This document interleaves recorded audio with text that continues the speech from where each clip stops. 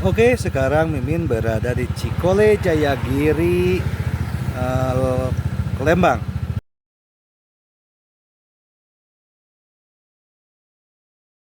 Sabtu, tanggal 11 November tahun 2023.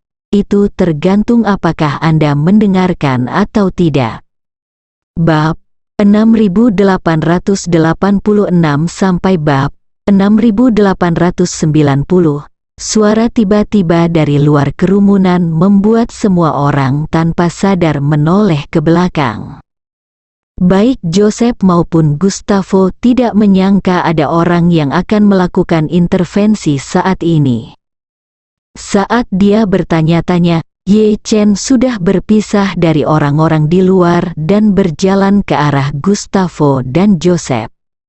Anak laki-laki yang didorong menjauh tidak mengerti mengapa mereka didorong ke kedua sisi oleh anak laki-laki jangkung dan kurus ini. Sebelum mereka sempat bereaksi, orang tersebut sudah melewati mereka. Ketika Joseph melihat bahwa Ye Chen memiliki wajah oriental yang tidak dikenalnya, dia segera menunjuk ke arah Ye Chen dengan marah dan bertanya, "Siapa kamu? Apakah kamu mencari kematian?" Setelah mengatakan itu, dia tidak ingin membuang waktu untuk Ye Chen, dan segera bertanya kepada dua orang di sekitarnya. Orang-orang itu memarahi, "Tarik anak ini keluar dan pukul dia sampai mati." Begitu mereka berdua mendengar ini, mereka segera bersiap dan mendekati Ye Chen. Menurut pendapat mereka, Ye Chen tinggi dan kurus, dan tampak seperti tipe orang yang tidak pernah berolahraga, dan mereka berdua adalah pria berotot yang lebih besar dari mulut mangkuk, sangat mudah untuk memberi pelajaran pada Ye Chen. Kedua orang itu dengan cepat mendatangi Ye Chen. Salah satu dari mereka mengulurkan tangan, dan hendak meraih Ye Chen dan menyeretnya keluar. Tanpa diduga, Ye Chen tiba-tiba menjadi marah dan tiba-tiba mengambil tindakan, meraih lengan kedua orang yang terulur. Ekspresi keduanya kaget, tidak ada yang melihat bagaimana Ye Chen bergerak, tapi tangannya memang ditangkap oleh Ye Chen.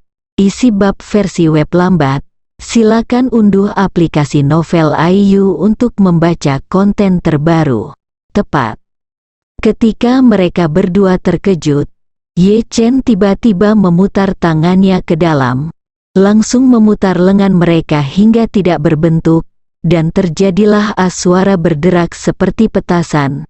Tiba-tiba karena torsi yang sangat besar di lengan mereka, keduanya terjatuh di tempat selama setengah minggu, dan kepala mereka langsung bertabrakan hingga menyebabkan kepala mereka langsung berdarah. Hal terburuk saat ini adalah lengan mereka telah hancur berkeping-keping. Saat mereka berdua duduk di tanah dan meratap, semua orang benar-benar ketakutan oleh Ye Chen. Mereka tidak dapat membayangkan bagaimana Ye Chen dapat dengan mudah melemparkan dua pria berotot dengan berat lebih dari 200 kg ke udara. Kekuatan semacam ini tidak dapat dicapai bahkan oleh orang terkuat sekalipun di Amerika Serikat. Joseph juga tercengang. Dia tidak menyangka bahwa dua orang paling cakap di sekitarnya akan menjadi tidak berguna dalam sekejap.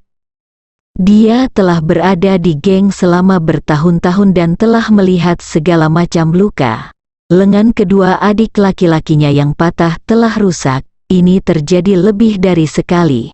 Dengan tingkat tragedi seperti ini, bahkan dengan perawatan dan pemulihan yang habis-habisan, saya khawatir saya tidak akan dapat memegang ponsel di masa depan. Pada dasarnya sama dengan kehilangan lengan, ini kekuatan semacam ini sungguh sulit dipercaya. Joseph, yang sedikit gugup, tanpa sadar bertanya kepada Ye Chen, "Siapa kamu? Apa yang ingin kamu lakukan? Tidak peduli seberapa bagus kamu dalam bertarung. Kamu mungkin tidak bisa mengalahkan 30 atau 50 dari kami, kan?" Ye Chen tersenyum dan memandang Joseph dengan serius. Berkata dengan serius, "Anakmu menyebalkan dan melupakan banyak hal. Aku pamanmu Ye, apakah kamu lupa, Joseph?" Tidak menyangka bahwa Ye Chen akan menyebut dirinya menyebalkan ketika dia membuka mulutnya. Melihat bahwa dia tidak lebih tua darinya, dia malah mengiyakan. Pamannya tiba-tiba menjadi marah dan berteriak kepada adik-adik di sekitarnya, "Ayo bersama, bunuh dia." Meskipun adik-adiknya gugup, mereka memiliki senjata di tangan lagi pula. Dan dengan jumlah orang yang banyak, mereka berpikir peluang mereka untuk menang tidak bagus, tidak kecil. Jadi ekspresinya berubah dingin, dan dia berbalik untuk menyerang Ye Chen. Kali ini, Ye Chen membuat isyarat menghalangi dan berkata kepada Joseph dengan wajah serius, "Apakah kamu lupa, Nak, ayahmu dan aku telah berteman selama bertahun-tahun dan kami selalu memanggilnya kakak. Sejak ayahmu dan aku adalah saudara-saudara, kalau begitu, bukankah kamu hanya perlu memanggilku paman?" Saat dia berbicara, energi spiritual Ye Chen diam-diam memasuki otak Joseph. Situs web membaca situs web berbahasa Mandarin Joseph Zeng. Orang itu terkejut sesaat, lalu menatap Ye Chen, dan berkata dengan semangat, "Brengsek, Paman Ye, ini benar-benar kamu, Paman Ye, 2." Kata yang diteriakkan Paman Seng Ye ini, semua orang yang hadir tercengang. Semua orang mengira Ye Chen sedang mencari kematian karena dia tidak memiliki penglihatan. Bahkan dia sesumbar bahwa dia adalah paman Joseph. Bukankah ini hanya karena dia lelah hidup? Tapi tidak ada yang menyangka Joseph akan mengakuinya. Pada saat ini, Joseph dengan bersemangat melangkah maju, memegang tangan kanan Ye Chen dengan kedua tangannya, dan berkata dengan penuh semangat, "Paman Ye, mengapa kamu ada di sini?" Semua orang di sekitarnya ternganga, dan Gustavo juga tercengang. Tapi Ye Chen berkata dengan tenang, "Penjara ini tidak dijalankan oleh keluargamu. Jika kamu bisa datang, tidak bisakah aku datang? Kamu boleh melakukan kesalahan, tapi pamanmu Ye tidak boleh melakukan kesalahan." Joseph saat ini, dia berkata dengan penuh hormat, "Ya, Paman Ye, kamu benar." Ye Chen memutar matanya ke arahnya, lalu menunjuk ke Gustavo dan berkata, "Hari ini kamu memberi wajah paman. Orang ini akan menjadi yang pertama Don, jangan sentuh dia." Joseph berkata tanpa ragu-ragu, "Oke. Karena Paman Ye telah berbicara, saya pasti tidak akan menyentuhnya lagi." Setelah itu, dia menatap Gustavo dengan ekspresi serius di wajahnya. Berkata, "Gustavo, kamu sungguh beruntung hari ini. Jika pamanku Ye tidak keluar untuk berbicara mewakilimu, aku akan meminta saudara-saudaraku untuk mengubahmu menjadi sarang lebah." Gustavo juga tidak mengerti apa yang terjadi, tapi setelah mendengar ucapan Joseph dengan kata-kata itu, dia tidak bisa menahan perasaan gembira di dalam hatinya, berpikir bahwa dia hampir diperkosa secara diam-diam oleh putranya. Air mata mengalir tak terkendali dari matanya. Ye Chen mendatangi Gustavo saat ini, menamparkan bagian belakang kepalanya, dan berkata dengan dingin, "Kenapa kamu menangis? Bisakah kamu menjadi sedikit lebih sukses?" Gustavo tidak menyangka. Ye Chen benar-benar mengangkat tangannya, memukul dirinya sendiri.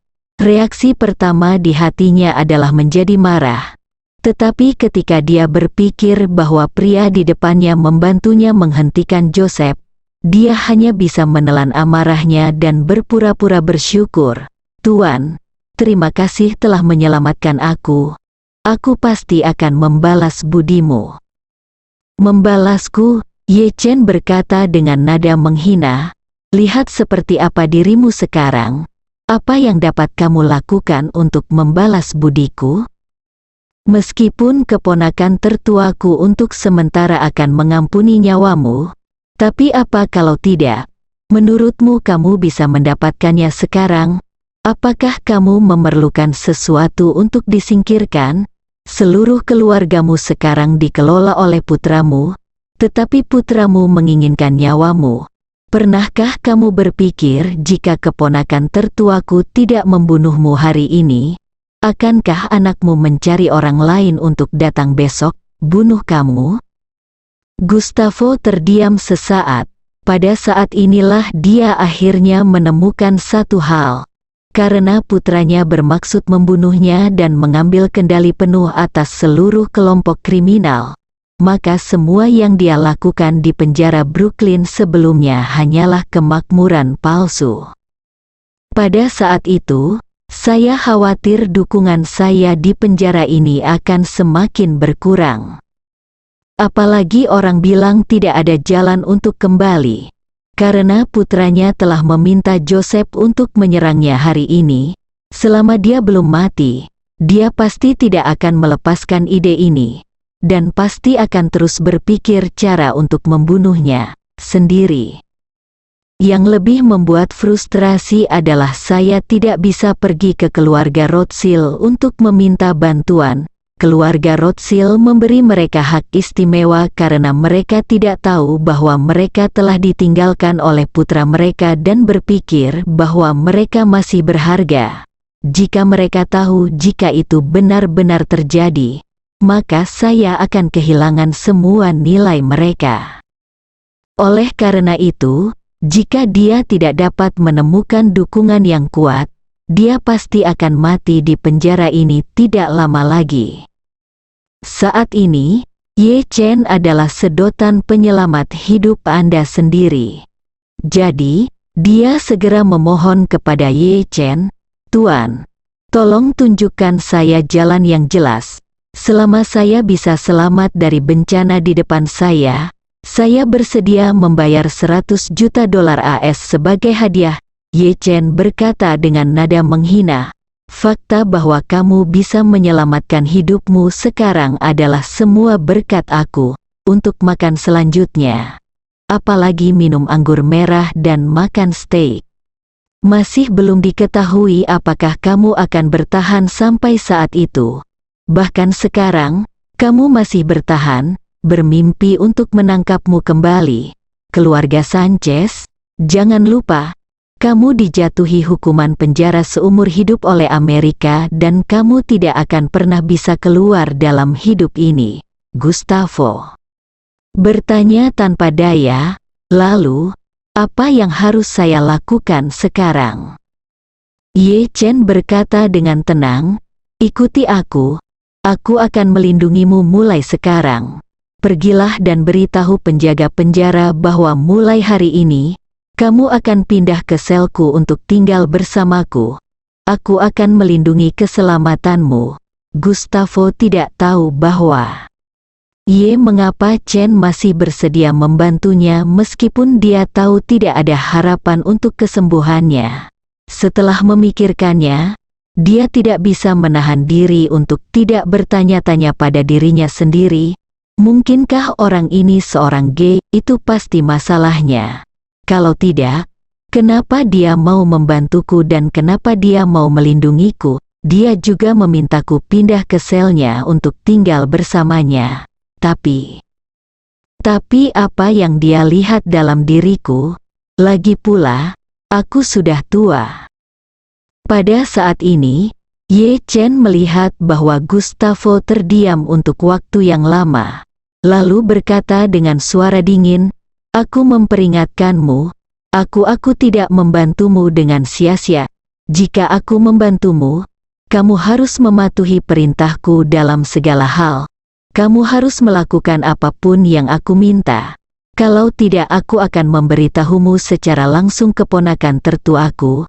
Aku tidak peduli apakah kamu hidup atau tidak, mati. Apakah kamu mengerti? Gustavo gemetar ketakutan dan berkata dengan cepat, Aku mengerti, aku mengerti. Saat dia mengatakan ini, dia menekan hatinya. Merasa terhina, dia berjalan ke arah Ye Chen, menurunkan kepalanya dan tersedak oleh isak tangis. Saya akan melakukan apapun yang Anda minta mulai sekarang.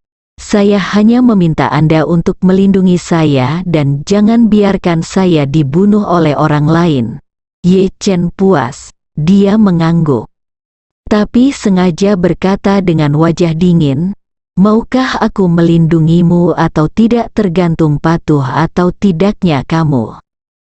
Gustavo berkata cepat, aku patuh, aku pasti akan patuh. Setelah itu, dia berinisiatif mengulurkan tangannya ke saku celana Ye Chen. Ye Chen mengira orang ini memiliki sesuatu yang baik sehingga dia ingin menyuapnya. Tetapi dia tidak menyangka bahwa dia benar-benar mengeluarkan saku celananya, lalu memegang saku celana yang ternyata di tangannya dan menatap Ye Chen dengan menyedihkan, dengan sebuah ekspresi wajahnya terhina tapi mau menampung. Ye Chen langsung mengerti maksud orang ini. Bukankah ini lelucon dari serial TV Amerika, Prison Break? Rekan penulis, orang tua ini masih berpikir dia punya rencana untuknya. Merasa jijik, Ye Chen mengangkat tangannya dan menamparnya beberapa meter jauhnya. Dia mengutuk dan berkata, apakah kamu sakit? Apakah kamu pikir aku gay? Jika kamu membuatku jijik lagi, aku akan membiarkannya saja dia pergi. Keponakanku akan memukulmu sampai mati. Gustavo ditampar wajahnya untuk pertama kali dalam hidupnya, dan wajahnya langsung membengkak. Meskipun pikiran pertamanya adalah marah, dia sangat marah sehingga dia berharap bisa mengeluarkan AK-47 dari udara, dan kemudian menembakkan semua peluru ke arah Ye Chen. Namun, di detik berikutnya, dia tiba-tiba merasa lega dan beruntung bisa selamat dari bencana tersebut. Tampaknya Joseph, sang paman yang tiba-tiba muncul, tidak sedang berkomplot melawannya. Dan akhirnya ia tidak lagi harus menanggung penghinaan. Segera, kegembiraan itu benar-benar menekan kemarahan sebelumnya, dan senyuman muncul di wajahnya untuk pertama kalinya, tetapi senyuman ini terlihat sangat menyanjung. Dengan ekspresi tersanjung di wajahnya, dia memandang Ye Chen dan berkata sambil tersenyum, maaf Tuan Ye, saya salah paham. Jangan marah, jangan khawatir. Mulai hari ini aktif. Apapun yang Anda minta saya lakukan. Saya akan melakukan apapun yang saya inginkan. Bersambung.